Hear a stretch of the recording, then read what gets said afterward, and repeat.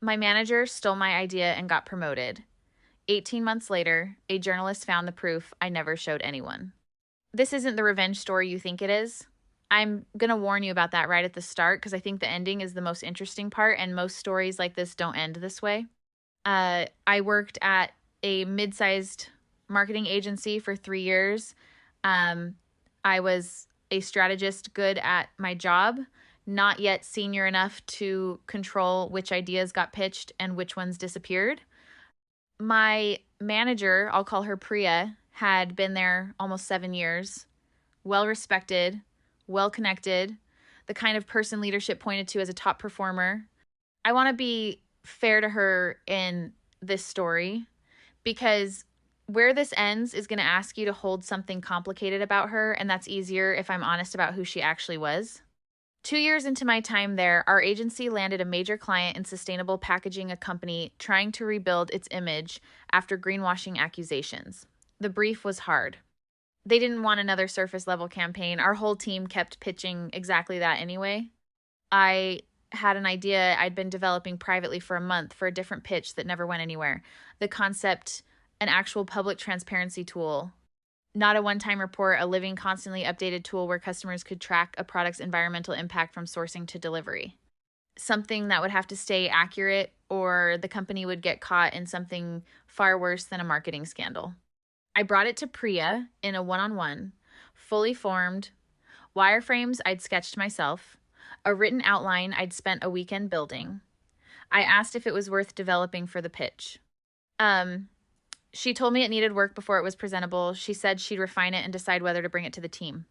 2 weeks later, she presented my concept, wireframes redrawn, structure identical to leadership, 10 days after that to the client as her own idea. I sat in both rooms in a supporting role and watched her describe something I had handed to her as something she'd been thinking about for a while.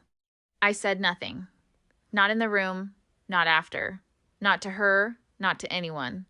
I told myself raising it would make me look petty, that what mattered was the idea succeeding, not whose name was on it. That this was just how agencies worked, and I needed to be smarter about visibility instead of litigating credit after the fact. The client loved it. The tool launched 4 months later and performed brilliantly real press, a measurable shift in public perception, the kind of result agencies build entire pitch decks around for years. Priya was promoted to senior director 8 months later. The transparency campaign was named explicitly in the internal announcement as the achievement that earned it. I stayed in my role. I want to be honest, that period was harder than I let myself admit at the time, not just the lost credit.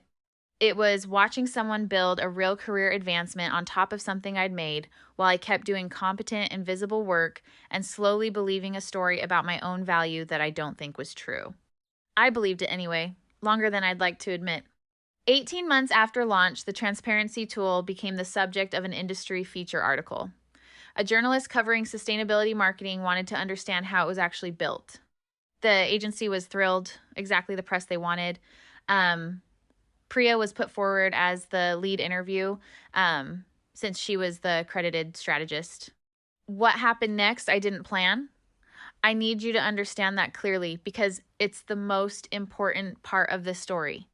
The journalist, with more diligence than I expected from a trade publication, reached out to several people on the original project team for context, including me, since I was listed in the internal files as a contributing strategist. I answered her questions honestly, factually. I described the development timeline exactly as I experienced it, including when the concept first existed and who built it. I didn't editorialize. I didn't frame it as a grievance. I just told her what happened, the way you'd answer in a deposition.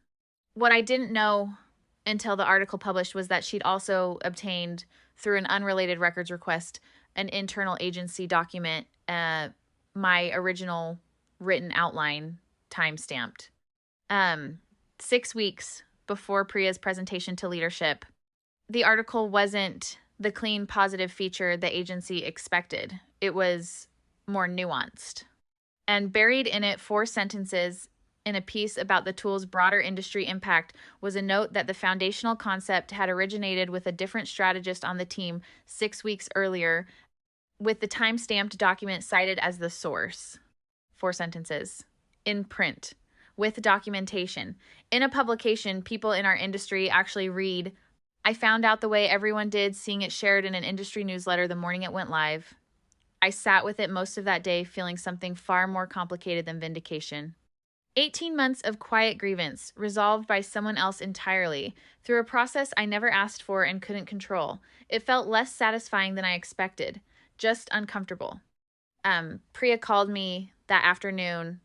I want to walk through this call completely because it's the part of this story I think about the most. She didn't call to manage the situation, though I'm sure that crossed her mind. She called to apologize directly without the hedging I expected.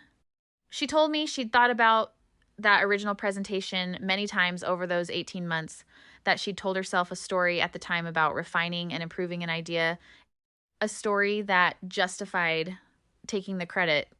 And hearing it described back to her factually, without embellishment, in print, had forced her to actually sit with what she'd done instead of continuing to manage the story she'd built around it.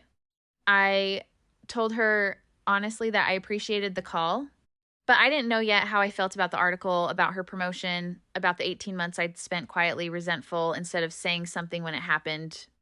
She said something I've thought about often since. She said she didn't think the lesson here was that I should have spoken up sooner, though she understood why people would frame it that way. She thought the real lesson for her was that she'd been operating inside a culture she'd absorbed and then perpetuated one where junior strategists' ideas were raw material that senior people refined and owned.